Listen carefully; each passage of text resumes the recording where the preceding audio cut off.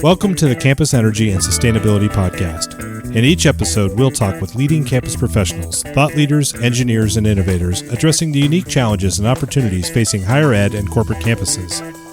Our discussions will range from energy conservation and efficiency to planning and finance, from building science to social science, from energy systems to food systems.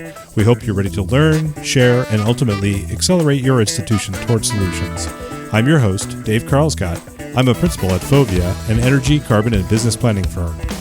In this December 2017 interview, I'll talk with retired Marine Colonel Mark Mykleby, who goes by the nickname of Puck. He recently co-authored a book with Patrick Doherty and Joe Makower called The New Grand Strategy, Restoring America's Prosperity, Security, and Sustainability in the 21st Century. Our discussion covers a wide range of topics, including the history of grand strategy in the United States. He talks about how our current systems are based on a now obsolete grand strategy and goes on to outline a vision for how America can reinvent itself using sustainability as a core organizing concept. Much of the interview certainly veers off my normal focus of higher education and corporate campuses. However, I hope you'll find Puck's thoughts on strategy and sustainability at a national scale a source of inspiration for how we can rethink our work at the campus scale. Well, Puck, it's great to have you on the show today. Yeah, thanks for having me. So the first time we met was at the Second Nature Leadership Summit in Tempe, Arizona earlier this year. And at the time, I'd been vaguely aware of the work the military had been doing around renewable energy and energy efficiency. But at your session, it was the first time I'd ever heard anybody say the words military strategy and sustainability in the same sentence. I've read your book and excited to dig into that a little bit. It was fascinating to learn about the work you've done under Admiral Mike Mullen. So I'd like to dig into a few themes from the book, but perhaps you can start us off just by giving us a little more background on how you found yourself in this assignment of coming up with a grand strategy for the United States. Well, sure. And I guess the first thing that I just want to foot stomp is that the work that I did at the end of my military career wasn't a military strategy. It was not a military strategy. It was a grand strategy. It was a comprehensive strategy for the nation on how to converge domestic and foreign policy to pursue our enduring interests. I mean, so it's completely different. I just really want to underscore that. And how did it all come to be? Well, I was doing strategy for Special Operations Command from 2007 to 2009. But that was really pretty much a catalytic experience for me. It was really transformative because in 2007 we sat down, was tasked with, first of all, standing up the first strategy division that Special Operations Command had ever had. They never had a strategy division in its 20-year history at that point in 2007, and it never had a comprehensive strategy for all the Special Operations Forces. And it was a sense of the commander of Special Operations Command at the time, Admiral Eric Olson, that was something that was required given the nature of what then was called the global war on terrorism, and Special Operations Forces, key role in that type of fight. And the general sense at the time was, at least my read from Admiral Olson, was that needed to have a different type of approach. That we were doing a lot of killing, doing a lot of fighting, but we really were not shifting the needle in a positive way. And the only guidance he gave our strategy team, was a really small team, was figure out how to get out in front of the sound of the guns. And I just want to say that again. Figure out how to get out in front of the sound of the guns, i.e. how can Special Operations Forces, how can they reshape the security environment so we can be smarter about how we fight in a large way by making sure that we don't have to fight. That doesn't mean that Special Operations was moving away from doing the hard work that Special Ops does, but Special Operations does a lot of different things, and not just fighting. And so we were just trying to figure out how to be smarter about it. So we really took a different approach, and we really started looking at different things like urban design and regenerative agriculture and female health and education issues, anything that we could engage in the security environment to have a systemic shift in how that environment unfolded. It was interesting stuff. It was really very much a systems approach, and I'm not going to get into all the geeky stuff on how we philosophically, conceptually, and functionally framed a strategy out, but it was pretty cool. Anyways, Admiral Mullen, who was the relatively new chairman of the Joint Chiefs of Staff underneath the Bush administration, in 2008, and by the way, he continued as the chairman of the Joint Chiefs of Staff under President Obama. But in 2008, I think October 2008, he heard we gave him a brief about what we were doing in terms of strategy of Special Operations Command, and he really liked it. And next thing I know, in July of 2009, I was pulled up to the Pentagon, which was supposed to be a 2-month gig, ended up being a 2-year fun in the puzzle palace there. But the basic tasking he gave me and this other guy that had long time been on his staff, a Navy captain named Wayne Porter, we were tasked with writing a new grand strategy for the nation. And if you could just get your brain around that, how are we going to write a whole new strategy for the country? Just to get to the gist of that, when I got there in July of 2009, Admiral Mullen gave us the guidance and said, hey, go figure it out, boys. And so we went back to our little office, and Wayne and I looked at each other and said, how the hell are we going to do this? And the first thing we decided was that we were not going to write a strategy, because that's the last thing that America needed, was another strategy tumbling out of Washington, D.C. that had no context, it was just a wish list about the things that we would like to see happen, and not a really pragmatic, actionable strategy that makes hard resources and prioritization decisions. And so what we thought that America needed was a story about not all the things that we are against, all the threat and risk that we think we have to, keep away. We thought that America probably needed a story about opportunity, a strategy, a strategic mindset, and a framework for opportunity. After all, we're the land of opportunity. We're not the frickin' land of threat and risk.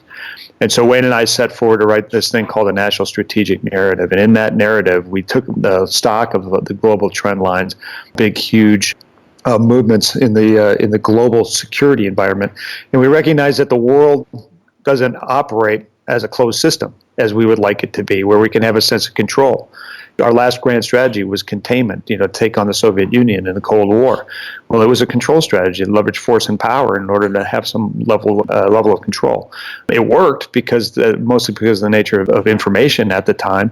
We were able to outlast the Soviet Union in a political and economic contest. We contained them militarily, but we just outlasted them, and it worked. The Soviet Union collapsed based on its own internal contradictions, just like George Kennan said it would in 1946. But the problem is, we never, when the Soviet Union folded up its flags, we never did a strategic reset. It didn't come to grips with the fact that the world really operates more today in the 21st century as an open system, more along the lines of an ecology. And that was a big epiphany for Wayne and me, that we said, hey, in this strategic ecology, as we called it, in open system, maybe, just maybe, we have to take more of a kind of a Darwinian approach to things, and not about survival of the fittest, but how are you the best contributor and the best competitor in a global ecology.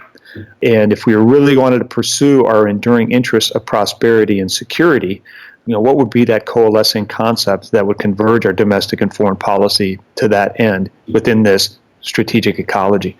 And that was a big deal for us to have that, that epiphany, because it really started making us think in more systemic terms rather than systematic terms, and not deterministic terms. And when we looked at that and trying to figure out what concept would apply, one scientific concept kept coming up. It was the idea of sustainability. And the definition that we used was an organism's ability to remain diverse and productive over time. It directly relates to our enduring national interests of prosperity and security. Diversity means depth. It means redundancy. It means resilience. That's national security, 21st century style. It's not about wrapping every American's head in frickin' bubble wrap, trying to protect them from all the bad stuff, keep all the bad stuff from our shores outward away. That's national defense. That's why God made the Marine Corps and all the other services to support Marines to go do the hard stuff that we do. But that's national defense. National security has more to do with the vibrancy and the resilience and the interactions and the complementarity of all our functioning systems of food, water, energy, built environment, transportation, education, industry, all these things coming together towards a positive, more enduring, more vibrant national system. And when it comes to prosperity, we really had to come to grips with the fact that we live in a resource-constrained environment, and that we can't keep running down this path that everything's about GDP or about the Dow, because there are a limited number of resources. The limits to growth actually does apply. It's a scientific treatise, And so we really said that, we probably need to start looking at prosperity more along the lines of what does it mean for growth, and not quantitative growth, but qualitative growth.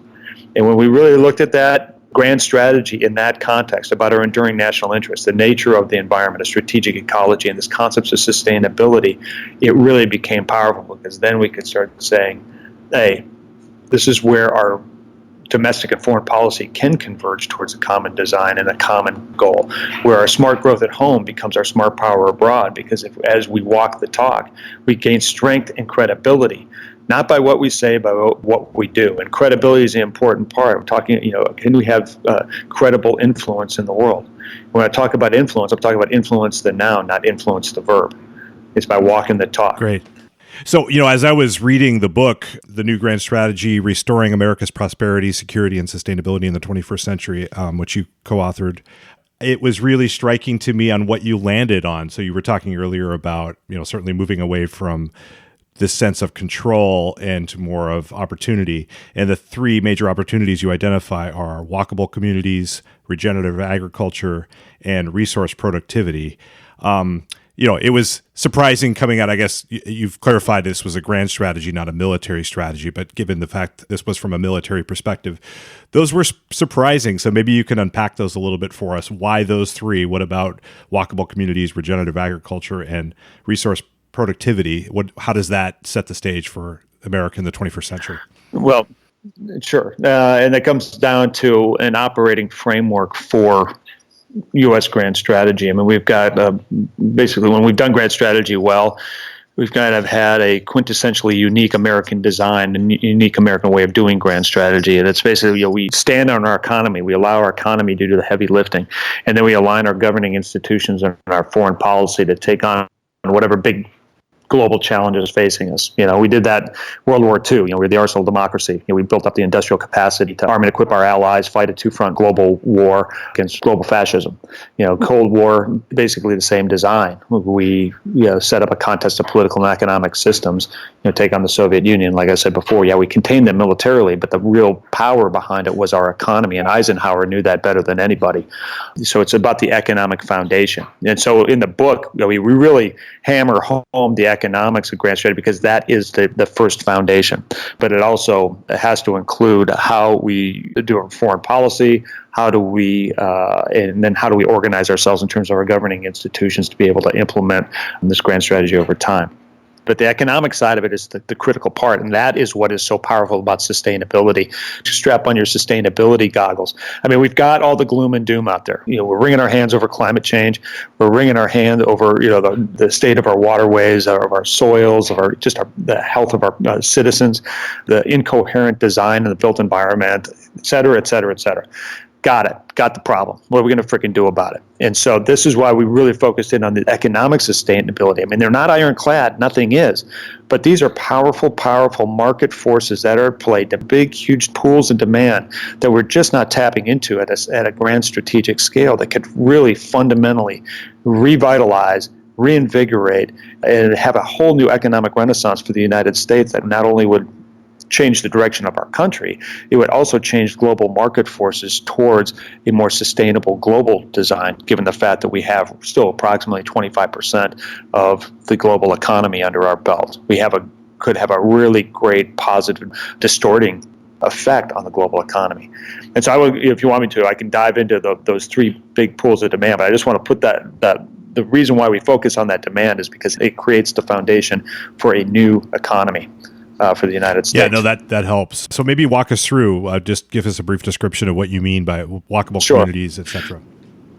Right. And so when we look at what's going on with global trend lines, both domestic and global trend lines, a couple of big bins of demand come together. And you talked about walkable communities, regenerative agriculture, and resource productivity. All totaled, our calculations are they're about a $1.3 trillion annual opportunity that's just left on the table every year because we're not focused on it. But walkable communities, this is a big deal. According to the National Association of Realtors, roughly about 60% of Americans seek the attributes of smart growth, walkable communities in the next housing purchase, mixed use, mixed income, service-rich, transit-oriented, walkable communities. And that's because we're experiencing the largest demographic convergence in the marketplace for a specific type of housing product that we haven't seen it since the end of World War II. And it's mostly because baby boomers and millennials are colliding in the marketplace. Baby boomers are downsizing, and they don't want to be stuck in the suburbs anymore. Kids take away the keys, they get shoved in a home somewhere.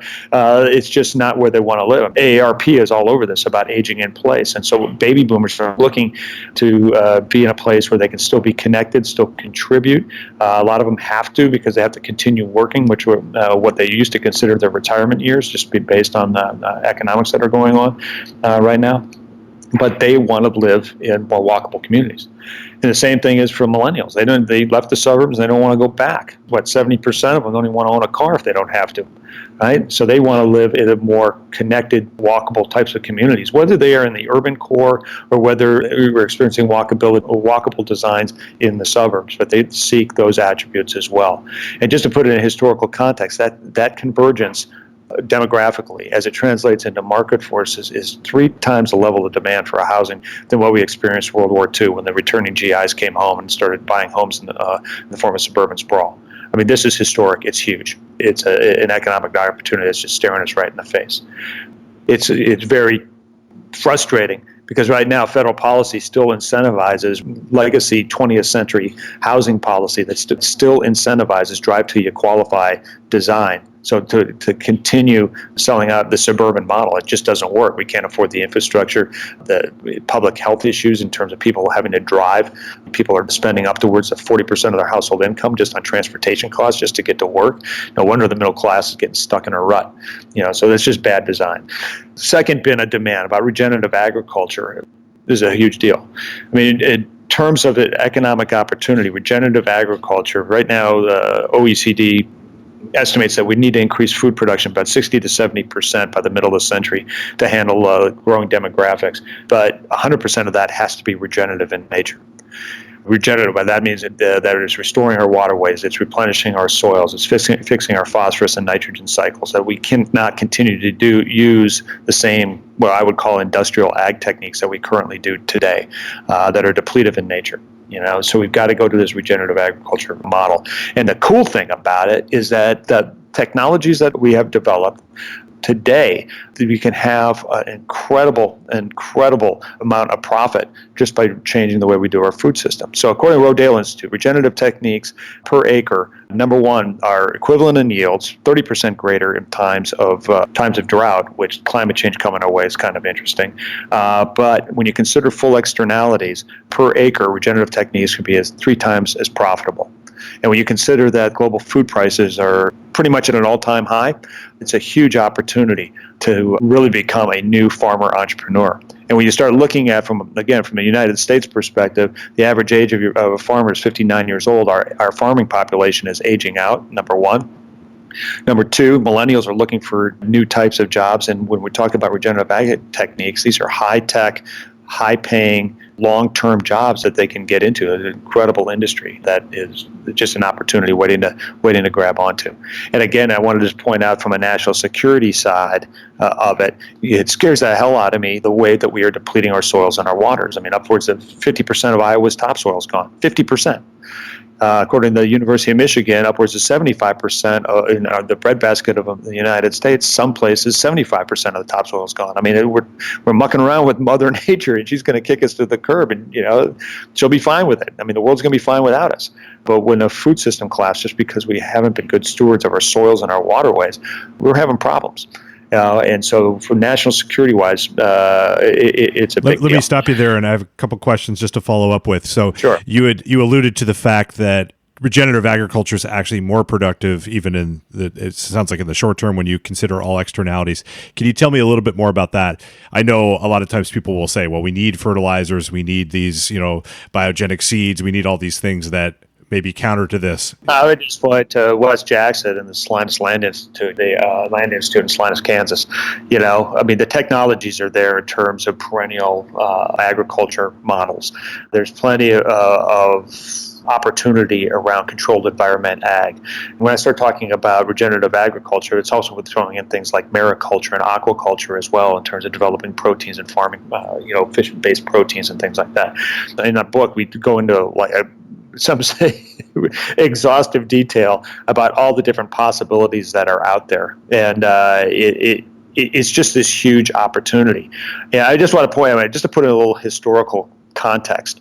Everyone says, well, yeah, but the food system's so big, how are you ever going to change it? And so, well, you know what? You change things by changing them.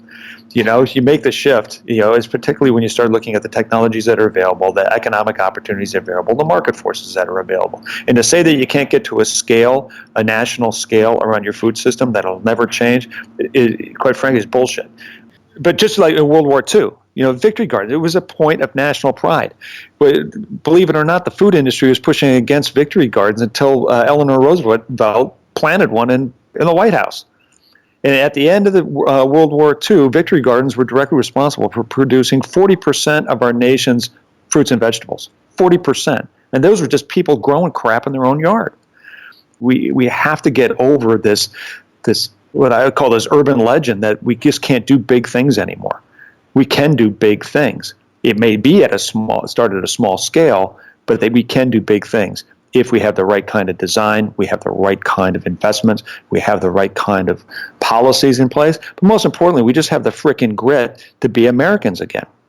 And nowhere do we see that more, I think, than in the field of agriculture. And maybe it's because I'm a Minnesota boy. I don't know. But I just have a soft spot for it, and it's just this huge opportunity. Great. Okay. No, I appreciate that. I just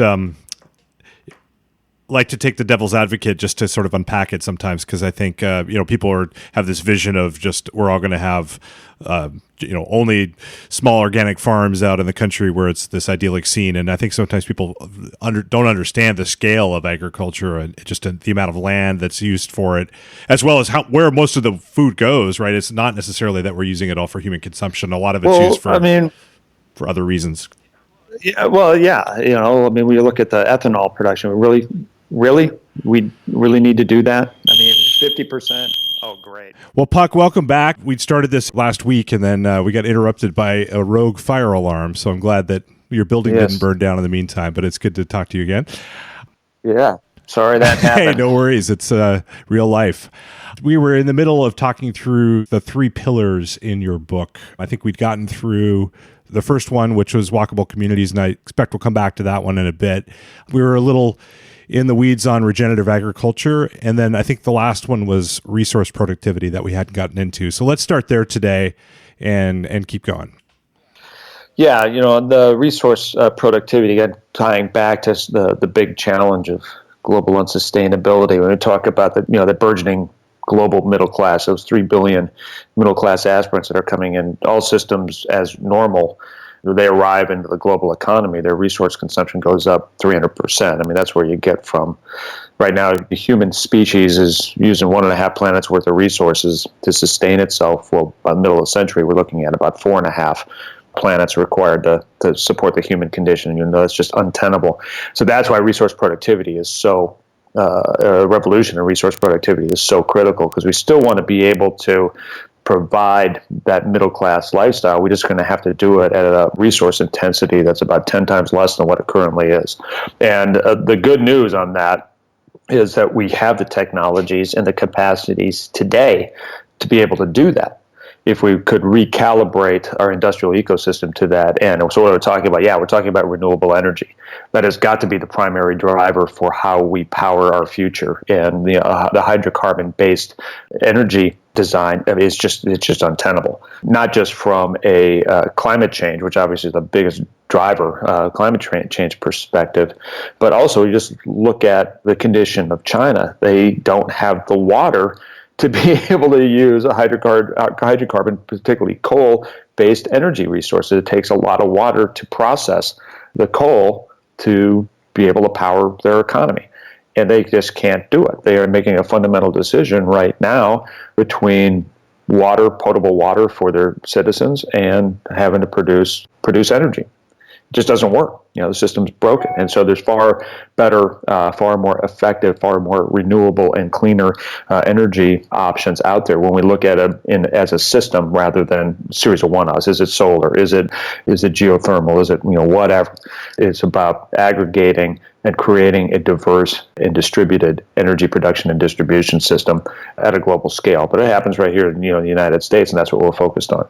But renewable energy is a big part of that. But also we're talking about advanced manufacturing and advanced materials. And advanced materials is the place that I think is really exciting, where that intersects with the energy side of the equation. When you start looking at, can you do a feedstock shift at a large scale, national scale, economic engine type of view? And what we're basically talking about is this beautiful thing of the hydrocarbon molecule. Right now we use the hydrocarbon molecule in the most inefficient way possible. We burn it. So we send all its value up the smokestack. When, right now, if we just consider that 18% of hydrocarbons today that we use them for making materials. Why can't we flip that equation? Why can't we say 80% of the hydrocarbons will be used for materials, 20% will be used for other purposes? When we start talking about composite materials, we're talking about polymers, we start talking about what are the materials to build the future. Consider just in the United States alone, roughly about 40% of the housing stock for the United States to support our own population hasn't even been built yet for the next 25 years. Are we really going to use high carbon-based lumber, concrete, steel, the conventional materials for the future? And the answer should be no. And it's a huge, huge opportunity for the United States, and particularly northeastern Ohio, which is basically the polymer capital of the world, with over 1,200 polymer companies there, to fundamentally revitalize an industrial base for the United States, to create the materials that are, number one, they capture the carbon, number two, they're recyclable, reusable materials, number three, they're far superior in terms of their material attributes, not only in terms of strength, endurance, but also in terms of energy efficiency. So you get this great double dip if we take that hydrocarbon molecule and push it over into the material side rather than burning this stuff. And my dream of dreams is that, you can go to the Koch brothers who, they could really give a rat's ass about whether it's burned or whether it's used for another purpose. They just want to preserve the value of their asset. Well, here's a win-win situation where you can preserve the value of the hydrocarbon asset, but you're just using it for a sustainable end. And my dream of dreams is that Greenpeace and the Koch brothers are converging on Capitol Hill to lobby for the same thing. Wouldn't that be a wonderful world? So well, let me cut in there for just a second. While I like the kumbaya sort of aspect of that, do you have a good sense of what kind of scale is the opportunity is there? Is that possible that we could switch that much of our hydrocarbons from today to just polymers or just to materials? I just don't have any sense of that. Yeah, sure. It's absolutely possible in terms of meeting a demand in the market. And the demand is there. Just consider, again, China. So let's look at the global demand signal. China's got to put about 252 million people into the urban environment in the next 20 years or so. 252 million people. That's almost the population in the United States, almost. Well, 2/3 of it, whatever. But that's enormous. How are you going to do that? They can't do it with conventional materials. And so they're already looking at how there are other ways to be able to meet those housing needs. India is the same thing. Africa, same thing. So the market demand is there for the material. They're going to use something to build the homes. The market materials there. It's just a matter of, can you re-wicker the industrial base to make it happen? And I'd say, yeah, you can. If we can fundamentally transform our national industrial base in World War II in a matter of about, Bill Newton started in about 1940, and we were up and running right after Pearl Harbor. That's pretty impressive. We can do that again. And the cool thing is that, it's not the cool thing. It's an unfortunate thing. We already have the technologies that are pulling the hydrocarbons out of the ground. And this is something that's going to be really problematic from an environmental community standpoint is, the answer that is that the hydrocarbons have to stay in the ground. Well, in a perfect world, yeah, I suppose that would be, but that's not our reality. And I'm a Marine at heart, and you're going to say, okay, what's our reality? How do we get to where we need to get to?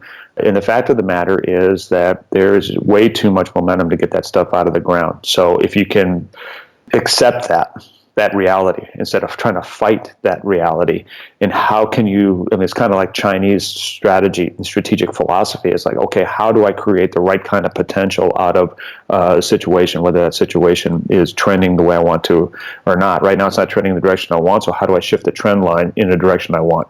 To me, that's the approach. So can we do it? Well, yeah, we can do anything. We just have to have the political will and the industrial grit to make it happen. But we already have the system in place to get the core feedstock out of the ground. We already have the industrial base and the technologies to do it. It's just a matter of scaling at this point and deploying capital to meet a market demand that already exists. So can we do it? Yeah, well, it makes sense. And I've heard other people talk about, not just using for materials, but the idea that there are some industrial processes where you really do need hydrocarbons just because of the energy density. And, we're burning natural gas to heat our homes when you could use a heat pump or something like that. I mean, simplistically speaking, certain industrial processes, you need that heat at that level. Using electricity to do that is not very efficient. So if we're burning it today, we don't have it for the future. So there's a lot of at play there, I suppose, with the keep it in the ground. There's many reasons to do that. It's not just the carbon, but it's also we're going to need it in the future, But I take your point. There is a lot of momentum, and if we can figure out a way to harness that in a direction that's promotes our economy, then you're much more likely to have success at that than everybody just agreeing not to do something bad, quote unquote bad. Well, yeah, I mean, I don't know if you're excessively Machiavellian about it. It's just that we're running out of time, and having the argument when you don't have any leverage, it's just, to me, it doesn't make any sense. So can you figure out the win-win situation? Because right now we've got a massive win-lose situation going on, and I don't see that needle moving in any real appreciable way, at least in the United States. I mean, it's interesting what's going on in Paris right now, noticeably absent as formerly the United States. But all that aside, we're running out of time. And so we better start coming up with some real pragmatic solutions to get us to where we need to be in terms of climate change real quick. And, to me, the economic argument is the best case of doing it. So let's move into that, because you get into that in your book a little bit. I liked your formula of demand plus capital minus stranded assets equals the new grand strategy. So talk to me a little bit more about that. I mean, you go into the book also, as you alluded to a second ago, just the fact that we've done this transition a couple of times, before World War II, after World War II, during the Cold War. How does this work for the 21st century? Yeah. And I just want to make it clear, when we looked at that formula of demand plus capital minus stranded assets, it's the economic foundation of a new grand strategy. Remember, grand strategy is going to be the entire system, the entire show in terms of foreign policy, domestic policy converging and creating the governing institutions so we can take on whatever the big challenge is of the day. But this formula is the thing that forms the core of a new economic foundation for a grand strategy. But so just to get back at the history of it, and this is where you got to think big to do big. I guess let me go off on the just for a second. Is I've had it up to, well, you can't see me, but I'm pointing my hand pretty high on my head. I've had it up to here with this horse shit about it'll never happen. It can't possibly happen. Well, we have done this in our past in terms of doing a grand strategy. And it's always been based on our economy. It's always stood on our economy. So in World War II, this demand plus capital minus stranded assets thing. I mean, let's look at where we were in World War II. 1940, nobody even wanted to even think about the war, that was coming. Not even the military was really prepared for it. And politicians definitely weren't. The business community was so against the New Deal and Roosevelt's policies, we just couldn't get it going. So Roosevelt pointed to a couple of key people, Bill Knudsen, number one, who was the CEO of General Motors, and then Bernard Baruch, who was a finance guy out of Manhattan, said, we got to figure this thing out. And so they did. Roosevelt turned to business leadership to figure out how we are going to get the industrial base to get this country ready for a war. And so that's really where you see this first time with this big idea of demand plus capital minus stranded assets. And so this business leadership recognized that getting the country ready for the war, business wasn't going to do it just out of their good graces, that there had to be a business logic to it. And so they saw that there was this big, huge demand signal for war materials. Earlier it's 1940, but they also recognized that, whenever the United States entered this war, that we were going to need that industrial base to crank out our own stuff. So, but there was this huge demand for war material, mostly coming from Great Britain, but also, certain to extent other European allies at the time. But they needed to have a mechanism in order to get the capital flowing to it. It couldn't just be, they weren't going to be self-financed. They had to figure out a way to get the capital there. It was mostly going to be around government funding. So that's when they started thinking about a cost plus contract. It had to be on commercial terms. And so how to get the money flowing to business to get the industrial base moving and start creating the war materials that were required. So they looked at the cost plus contract, and that led to Lend-Lease. That was the brilliant thing about, we're going to be able to crank this stuff out. We'll pay for it on a cost-plus contract, get the stuff to where it needed to go, and be able to take on, at the time, obviously Nazi Germany, and then Japan was starting to bubble up too. And the interesting thing, when you start looking at that, there's this demand signal for war material. Then we had a way to get the capital going in the form of Lend-Lease. It answered a big problem that the United States had, is that we had these big, huge stranded assets, mostly in the form of idle labor and underproducing factories. And all of a sudden, we kicked into gear those stranded assets. We solved those stranded assets by directing towards new demand signal and a new way of pushing capital towards that demand. It solved a big problem in terms of our stranded assets. Big deal. And so by going from having probably one of the weakest militaries, 458,000 man military going into World War II, we came out with a big, huge juggernaut of roughly 20 million folks in uniform. And by the end of the war, 70% of all the war material that the Allies used to fight the war, 70% of it came out of an American factory. It was a huge success story, it was that formula, it works, right? And so when you start looking at, okay, well, when did we do it again? We did it again at the end of the Cold War. And starting in this is the difference between now and then. We had public officials that really thought in strategic terms. So as early as 1943, they said, hey, the war's going a little bit better. We haven't even landed on the shores of Normandy yet, but, Guadalcanal happened. That was a turning point. Stalingrad happened. That was a turning point. In 1943, we had the public officials that had the prescience to say, okay, we have got to start re-engineering our economy for a peacetime economy. And they started as early as 1943 as planning on how that transition was going to occur. All right. And so by the time Cold War, or by the end of World War II, and the Cold War started kicking in, they already had the ideas of, again, tapping into that formula, demand plus capital minus stranded assets. And so the demand signal that we saw was that after years of austerity coming through the Depression and then into World War II, it was time to kind of pay back the American citizen. And so we really started crafting out. At the time, it probably made sense, and now we got to deal with it now. But we started looking at the suburban dream, suburban sprawl. Can everyone get a home? We had all these returning GIs. We had the GI Bill. We're setting them up for success. Can we get them into a home and start living the American dream? And yeah, they had purposeful policies to make that happen. And it also kind of fit into the security reality of the day when we started looking at distributing out of the urban core because of this newfound massive weapons of destruction in the form of atomic weapons. So there was actually overt policy coming out of the White House to actually move people out into the suburban fringe, right? And so, but everyone could get a house. They had that suburban dream. And then they had, the other part of that demand signal, not only for housing, was around the consumer goods to fill those houses. Right? And then the third big bin of that demand for post-World War II going into the Cold War was reconstruction materials for Europe and Japan, recognizing that our biggest enemies, particularly Germany and Japan, we needed to rebuild them and make them our allies and reshift it. We had the capacity to think in those terms. Instead of punishing them, we were going to get them back on their feet because we recognized that the next challenge, we were already focused on the Cold War, Soviet Union, and this long-term twilight struggle, as it's called, political and economic systems against the Soviet Union. And that was the beauty of George Kennan's concept of containment. Yeah, we would contain them militarily, but we would focus on building up our economy and leveraging our political system to outlast the Soviets and let the Soviet Union collapse based on its own internal contradictions. It was huge. And so we had these big demand signals post-World War II, Cold War, the suburban dream, consumer goods to fill those houses, and then the reconstruction materials. And then so we, in order to fuel that, we leveraged the fact that our economy was booming out of World War II. It was huge capacity. And so we started pushing federal investment and subsidies into things like infrastructure. This is where Eisenhower came in. He clearly recognized we needed to invest in our infrastructure and that we were going to subsidize certain things, whether that was ranging from industrial outputs to agriculture, et cetera.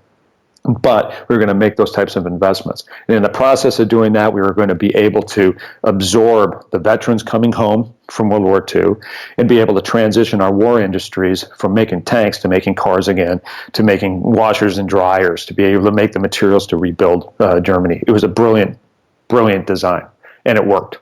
The problem is after the hammer and sickle was lowered over the Soviet Union in 1991, we never recalibrated. We didn't even think about how to recalibrate. We just thought, well, the system's just going to keep working ad infinitum. And we really needed to recalibrate and particularly look at this formula of demand plus capital minus stranded assets to create a new grand strategic foundation for the 21st century. And we just have never done it. And that was kind of the gist of why we even wrote the book. So hope that wasn't too verbose. It's fascinating to kind of see, and there's a little bit of irony there that the core of all of what you just described, which I think is a great example of how America has recalibrated itself and worked within a previous grand strategy. But at the core of it was fossil fuels and many of the things that we're facing right now, which are causing some of our new challenges that we have to face. So, so kind of take me now, looking forward. Which of those have become our stranded assets? I mean, you've alluded to some, like our suburban sprawl and some of the other things that were kind of driving our growth in the past. Yeah, I mean, now, how does the formula look today? Well, we already know the big demand signals are around walkable communities, regenerative ag, and resource productivity. Again, you can only see those if you put in your sustainability goggles and not look at how do we keep this old economy alive, which is what we're doing now. The only way to keep the old system alive is to feed, that's debt-ridden, is to feed it more debt. I mean, that's a stupid design. But we know we have these big demand signals, walkable communities, regenerative ag, resource productivity, just sitting there. We know we have all sorts of excess liquidity in the form of, whether it's corporate cash, it's hedge funds, massive amounts of wealth that's being transferred from baby boomers to, Gen Xers and so on. Huge amounts of capital that's just sitting there looking for a home for a reasonable return.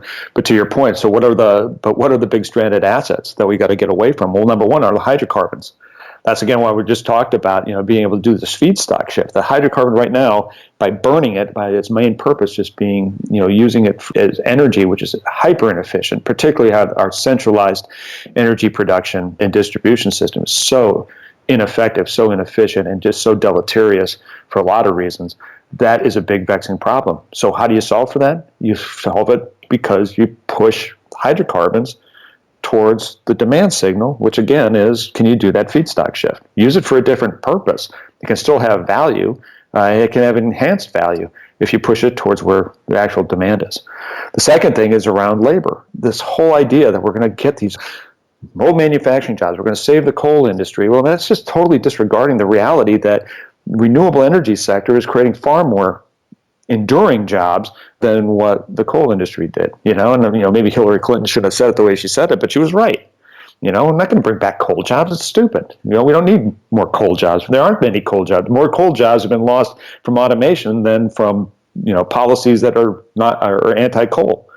So we have to figure out, how do we start investing in education and training for new types of manufacturing jobs, which are actually clean jobs. They're in the urban core kind of jobs where people want to live. These are the things that we need to do. And then lastly, our infrastructure. Are we really going to keep doubling down on a massive highway system and deny the fact that, most millennials aren't looking to own a car in the future? Are we really going to start doubling, seeing we're going to pay for it by more vehicle miles traveled when we know that as new technologies emerge, particularly automated vehicles, electric vehicles, rail systems, vehicle mile travels are going to go down. Basic infrastructure of bridges, the basic infrastructure of how we move water, how we move energy, all those things have to be redesigned to match to our 21st century reality. Those are all stranded assets. But what's great right now is that we have the demand signal that will addresses those things, walkable communities, regenerative ag, resource productivity.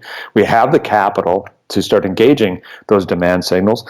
And by engaging those demand signals, we can address those stranded assets by moving the hydrocarbons into the material side, by taking a new type of labor, instead of trying to preserve an old labor construct, and doing old jobs, move into new jobs, and particularly in the agriculture sector.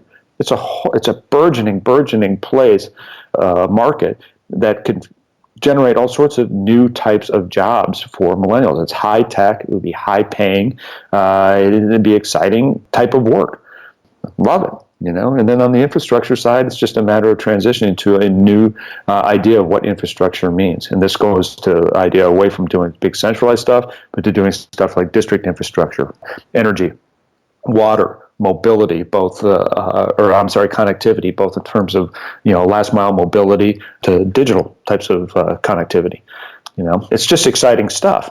It's all there. It's ready to go. And we have the opportunity to use that formula right now if we can get the right kinds of policies in place, number one, which would be nice. But we don't have to wait on Washington to do it, because the private sector, if they could just see these opportunities and start constructing or figuring out how to be able to push capital towards these ends and start changing the business models of how we currently do business, I mean, the opportunity is limitless right now. It's great. And right now we're looking at $1.3 trillion a year that's just sitting on the table waiting to be grabbed by any number of folks. Excellent. Hope that makes sense. No, that makes perfect sense. And I'm a small business owner. I'm definitely left of center, but believe in the power of entrepreneurship and believe in the power of people wanting to do better for themselves. So that does make a lot of sense to me. I mean, you want to motivate people to build a better future for themselves, not just make things less bad. And I think that's been a pretty common theme on this podcast. I want to take you on a side trip back, and I know you've corrected me probably at least 2 or 3 times already, but I'm pulling you back there anyway. In that the grant strategy is not a military strategy; it is a strategy for the entire U.S. But I want to take you back just to the military, because I know you've had a lot of experience in the military.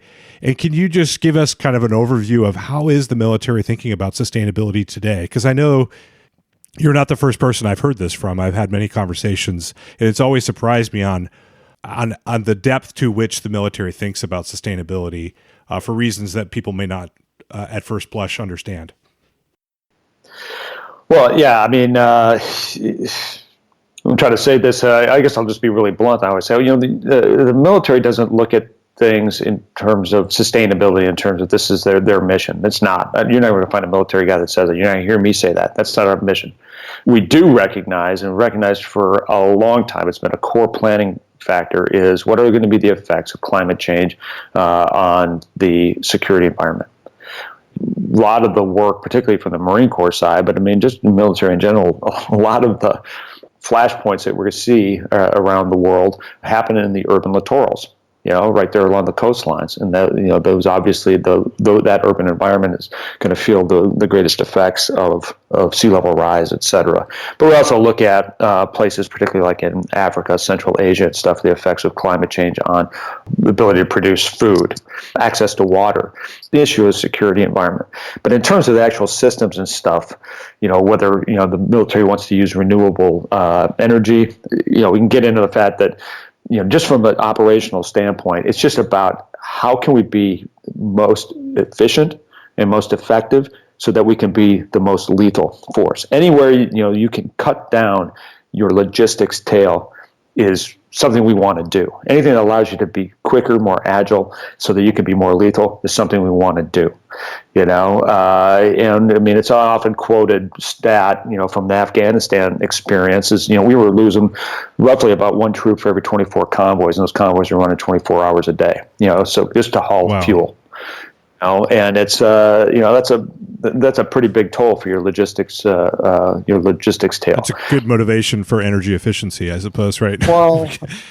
Well, yeah, and I mean the logistics. There's a lot of things you have to consider logistically, but the big three in the military is you got to haul bulk fuel, you got to haul bulk munitions, and you got to haul bulk water.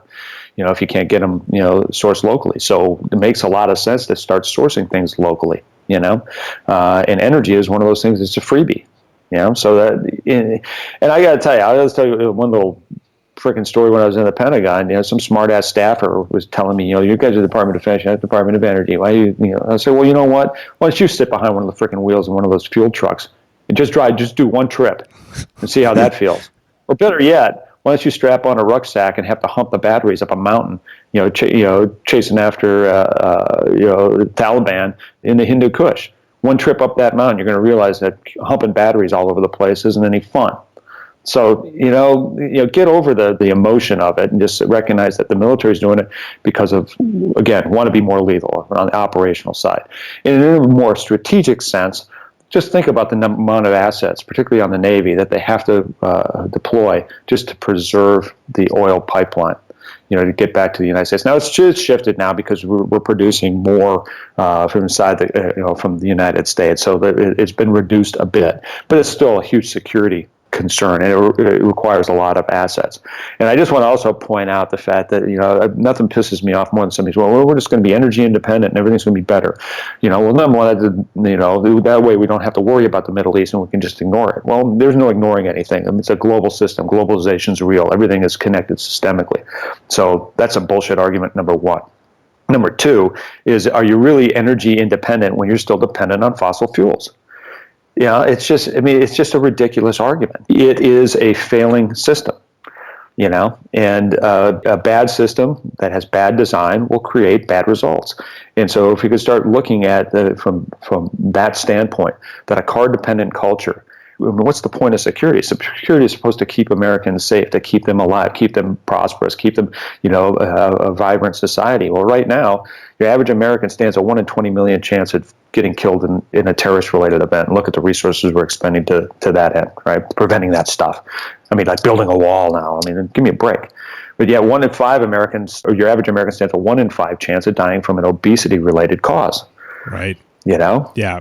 And so we start looking at our car-dependent culture that is dependent on hydrocarbon-based fuels, where people are, eating like 1/3 of their meals in their car. They're losing time with their family. They basically lose 2 weeks, which is a family vacation, because they're sitting in their cars. 1/3 of our nation is clinically obese. These are real, vexing national security issues. They're not national defense issues, but they're national security issues, and they're all kind of manifested around dependency on hydrocarbon-based fuels. No, I appreciate that perspective, and it, like you said, it's maybe our big threats these days have changed shape quite a bit since World War II. So. Yeah. All right. Well, go ahead.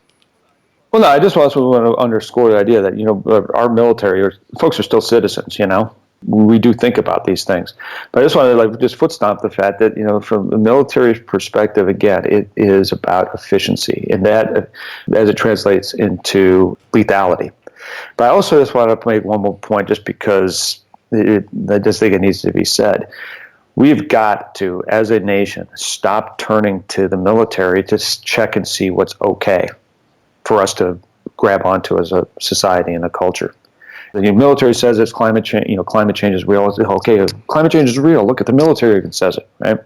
Or the military said, in my case, working, doing this grand strategy work. Look, sustainability. Military says that it's good, therefore it's good. Everyone should embrace it. We got to stop doing that. And that scares the hell out of me right now. Is that for this country, with our current administration, that everyone takes a big sigh of relief, because we've got some of these phenomenal people that I really respect, former generals and current generals. They're sitting in these key positions hoping that, okay, they can keep a lid on anything bad happening. That is not what this government's about. It's not what this nation's about. We've got to be very careful about this thing. Okay, the military is going to keep, because there's a lot of countries out there that is how they keep a lid on bad things happening. That's how Pakistan operates. We don't want to be Pakistan. We're the United States. We need to have our civilian leadership take in the forefront, making the right decisions, and being able to make decisions based on the logic, being able to make the decisions based on moral courage, on the economic logic of it, but quit using the military as the way to say, hey, see, even if the military says it's okay, therefore it's okay. That's not our role. And it's the role of a citizen to recognize what's best for their society, and have the gumption, the grit, the will to be able to make the case on their own and take a leadership role in that, and not turn to the military to hope that the military will lead in the direction this country's got to go. Well, I appreciate that, and this leads well into my next question. You have a decorated military career in your rearview mirror, and I think you've laid out a plan for transforming our entire economy. So how are you actually doing that now that you're a civilian again? Spend the time in a think tank, just to start with Patrick Doherty, and just working on, we wrote the narrative, which was clearly non-prescriptive, because sitting in the Pentagon, you don't want the military prescribing what the grand strategy of the nation ought to be. So we just wanted the idea out there. But once I retired in 2011, became a senior fellow at what was then New America Foundation, now just New America, to be able to flesh out the ideas, particularly around the economics of it. Then ended up going to the business school at Case Western Reserve University, whether it's the School of Management at the Fowler Center, to be able to really go deeper on not only the business models that were required and how business could take the lead in the absence of leadership from Washington, how the business community could take a lead in making this large, grand strategic transformation, but also take some of those ideas and put them in play at a regional, I would say at a municipal and a regional scale. So we played with that. And then finally, we just said, you know what, instead of standing around generating these ideas, hoping somebody would do something with it, we said, you got to go where the meat meets the metal. So me and Patrick jumped out of Case Western in February of this year and launched Long Haul Capital Group with a specific mission of financing walkable communities, because we see walkable communities as being the most catalytic demand signal that could have systemic impact across what we call an entire new industrial ecosystem, but specifically to our grand strategic thesis of what's important. And so we launched Long Haul Capital Group that would not only figure out how we could get folks into more walkable communities, where 60% of Americans want to be in a more walkable community, but only 1% of the urban metropolitan landmass can be considered walkable. Therefore, there's a price premium, and folks just can't afford to get into them, particularly with existing policy that incentivizes drive to qualify. So we're figuring out a new type of mortgage product to help folks get in there and be able to afford their living in a walkable community. And also, how do we create walkable communities with federal dollars being reduced in investments in the key infrastructure that we need, things like intra-city rail, light rail systems and streetcar systems. We are figuring out how to get capital in to build out those kind of systems, because those systems create the new walkable places around the transit stops, and they connect walkable places together so that people can get to their jobs and not be dependent on a car. And so it's systemic in nature. Now, not only are we going to help people get into the communities, we're going to help invest in the systems that create those communities to meet that demand. So that's what we're doing right now. So trying to put our money where our mouth is, and that's what we're doing. Excellent. Well, I like that. Well, so coming back to where my work comes into play, and I guess the whole purpose of this podcast is really focused on campuses, primarily higher education campuses, but also corporate campuses.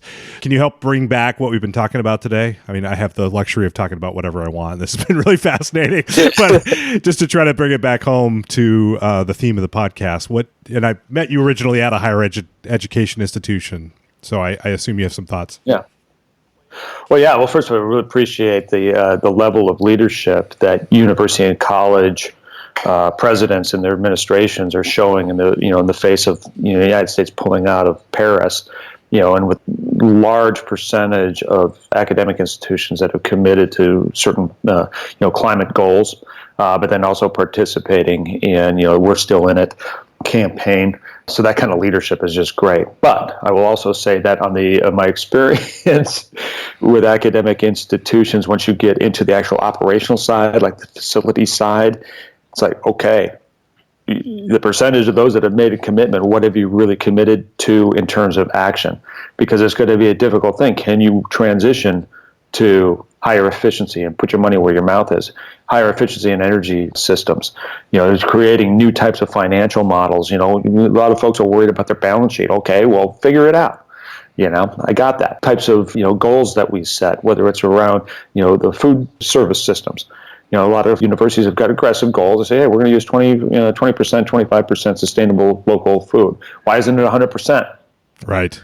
Why don't you go 100%? Why don't you just make that happen? Instead of doing one-off projects, research projects, why don't you systemically look across your entire campus and how are you going to converge all the different stuff that you got going on in your campus towards a large purpose-driven mission? You don't want to stifle creativity or anything, but you also want to make a difference. And I would just challenge for just to think strategically. And strategically, you have to think of what is my mission, what is my purpose, and under that purpose, how do I really take the assets that I have and put them towards that end. And it's just very frustrating to me because these are anchor institutions that need to take a leadership role. And so, just to kind of recap that, it's close your say-do gap. You're going to make a commitment, we better get on it right now, in terms of the types of systems you use just to operate your institution. Second thing is, what you're currently doing, can it be more effective? in terms of integrating all the capacities that you have, intellectual, financial, research and development towards some big thing, a big idea, a couple big ideas, and not just just doing a bunch of frickin' one-offs. The world doesn't need more widgets. The world needs strategic impact, and really put your money where your mouth is. Time's running out. And the ivory towers of academia, you can't hide in that tower anymore and think that somebody else is going to do it. I would say it's time for an activist academic community, and not about. I got to be careful what I say because I get fired up about it. But it's about doing real things and not getting. At the end of the day, you got to get on with the doing. And it might feel good to stomp your feet and yell and scream about what you're against. But eventually you got to be for something, and can you really, as an institution, commit your resources towards making something happen? I like that as a place to end. I did want to give you a chance to say if there's a way for people to get in touch with you, sort of the pro forma of the end of a podcast. Oh, sure. Anybody can get a hold of me at Mykleby, just MYKLEBY, at fullcirclestrat.com. And if you want to learn more about the new grant strategy of our book, we've got a website. It's just www.thenewgrantstrategy.com. Excellent. And I will include links to your contact info and a link to the book in the podcast notes for sure. Sure. Yeah. Puck, any closing thoughts before we let you go? Just a closing thought. We're doing a lot of hand wringing right now. And I got it. I mean, I do, I guess, my fair share of hand wringing too. But we can do this, whatever this is. Define this on however you want to define it. But we can do this. I mean, we are the land of opportunity. I firmly believe that. And we just have to have the will, the grit, and look in the mirror and say, yeah, this is my fight. So step in the ring and punch above your weight. Don't worry about what anybody else is doing. Don't try to worry about the things you can't control. Focus on the things that you can control in your own life. And I'm telling you, we will turn the dial. And it's going to turn in a really good direction. That's all. Very, very good. Well, I'm glad we made it through, fire alarm and all, but thanks again for being on the show. Thanks for the patience. I apologize for all that. That's it for this episode. As always, you'll find show notes on the website at campusenergypodcast.com. Please keep those show ideas coming, and perhaps take a moment to write a review on iTunes to help us get the word out about the show. Thanks for listening.